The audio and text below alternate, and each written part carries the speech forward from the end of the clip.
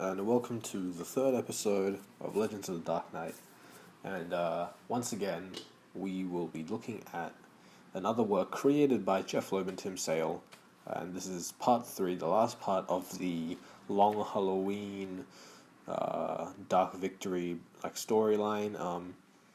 And it is Catwoman When in Rome. So this one is a lot shorter than the other ones. It only ran for 6 issues.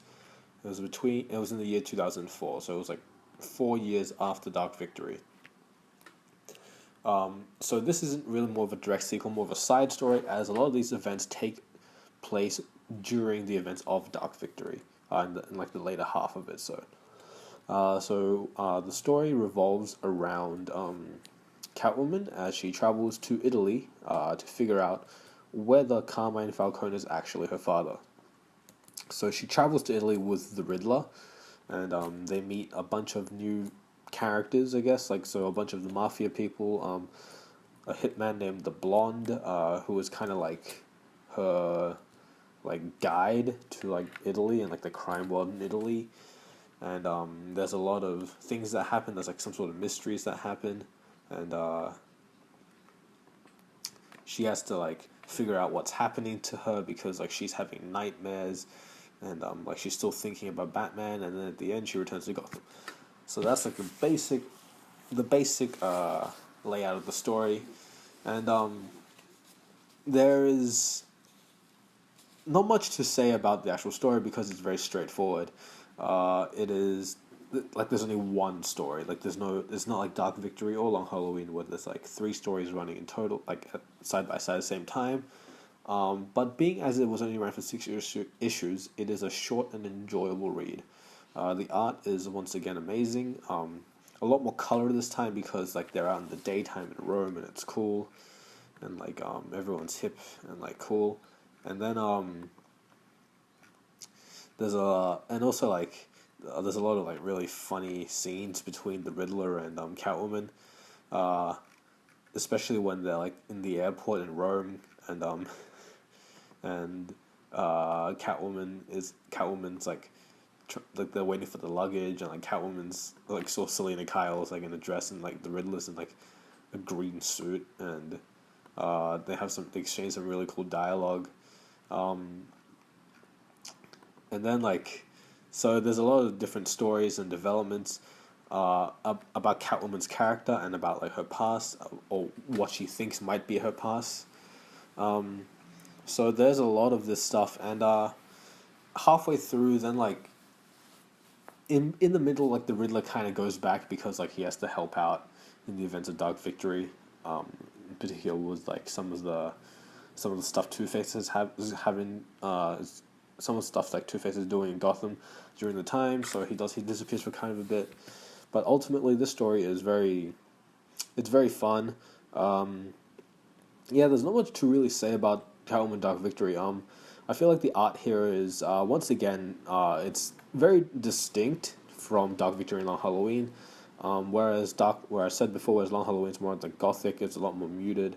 Nice uses of solid colors and washes and stuff because of the nighttime murders, and Dark Victory was more of a more traditional superhero story. So there was explosions everywhere, tons of villains. In general, more action packed than bombastic. This one was more the dialogue is a bit toned back, and the action is kind of kept to a minimum. You see a lot of Selena Kyle instead of Catwoman in this. But I do like this because you also see the other side of Tim Sale's art. So you see a lot of the daytime scenes he draws in Rome, which are really nice. And it contrasts very well with the Catwoman, the Gotham scenes, which are very dark and brooding. Also the covers are really nice in this. And also in the writing, it's very interesting. You rarely see such a different. You see a different side to the Riddler. Of all characters, the Riddler and Catwoman, you see different sides to them. Especially the Riddler, he seems a lot more. He's a lot more funny, I guess that's all I would say.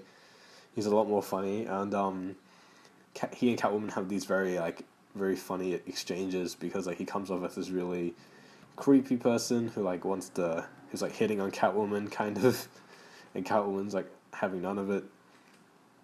Uh, Also like well, you might see this on the screen when we're watching this, but like a lot of the art is very nice. So I'll put up some images inside the video. So yeah, overall, this is very it's a short and enjoyable read. Like that's the best way to describe it. It's not essential if you're trying to finish this arc. The Long Halloween Dark Victory itself is already like enough, I guess. Like if you want the complete story, but like this just brings closure on the Catwoman storyline within that story, and the art's also very nice. So like it's not like you're losing anything when reading this. Um, Also, there's like some random like there's like some different villains appear as well. Cheetahs appears in this. Um, there's also like a lot of the Two-Face stuff, which is like they're getting news in from Gotham and stuff. So like a lot of the Two-Face stuff is like in the background, and yeah, like she also like tries to deal with like her relationship with Batman, and like how like she keeps trying to like push him away, even though like he wants to help her, um, help her like get back on the right path on the right side of the law, but she keeps pushing him away, saying that she doesn't need help, and yeah, like at the end she goes back to Gotham, and she learns something about herself, not necessarily about her family or her lineage, but she learns more about herself as a person, and also uh, about like her relationship with Batman, and also like her role within like this superhero supervillain like structure that they've got going on in Gotham. So yeah, overall it's been very good. I think this one's also collected in trade paperback. I imagine it has to be. Um, it's really good. Overall, looking back on the series as a retrospect, like on all three mini series and limited series, uh, I think this is like when you look back at what people consider to be like the best Batman story. Like there was always going to be like people who like the Killing Joke, and some people who like Dark Knight Returns, who think that's like still one of the best, who's still the best Batman stories ever. But yeah, I honestly I do believe that Catwoman When in Rome is possibly. Oh, and Long Halloween Dark Victory, Catwoman When in Rome. Like I'm gonna bundle all three of these in one. All of these do deserve like they deserve to be in the conversation for best Batman story, because it is some of the most phenomenal writing and art that I've read in Batman. So yeah, next time I'm probably going to be doing Batman Europa. The miniseries that was delayed forever and ever, and many of us thought that it would never actually happen. But because Jim Lee is not a great person when it comes to deadlines, as we can see with All Star Batman and Robin, The Boy Wonder. But yeah, that one's I think 4-issue miniseries. I have all of those in floppies, so I probably don't need to record and then edit a video, because I actually have the books with me. So yeah, that'll be good. And until next time, this has been Legion of Guile.